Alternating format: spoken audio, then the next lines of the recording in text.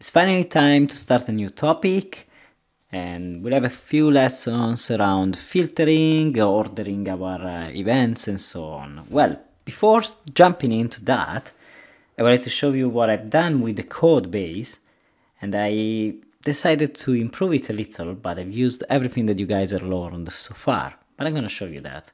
First of all, I've added the validation, as I mentioned in the validation section, to each one of my fields that needs to be validated.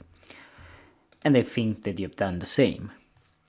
Also, I've created a new controller, Event Manager Controller, which we'll be using to display the event list. So our table will no longer be on the right side of our add event page, and the add event page will be used exclusively to add events. In fact, when I submit an event, I'll get this very awful confirmation message that will tell me that the event has been added successfully, and I'll be able to see now my events under the manage events.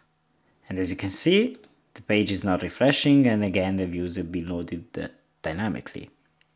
How did I implement this new page? Well, it's quite easy. If you remember, in our app.js we can define all our routes.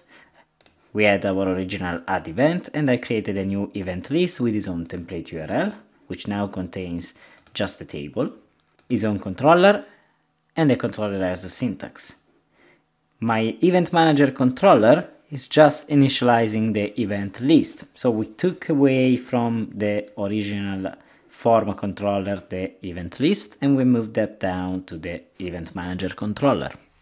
I have decided to improve the way we are displaying our category. If you remember, we were just showing the category ID, which is really not meaningful. Therefore, instead of passing the selected option ID, I'm passing the entire object that will contain both the ID and the name.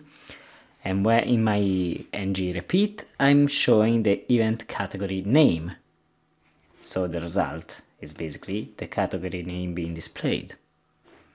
Last thing I've done, of course, in my index.html, I've added a new option in my top navigation that will basically link to the event list. That's it. Feel free to look into the initial code. From now on, that's the code we're going to use to keep going with our event hub.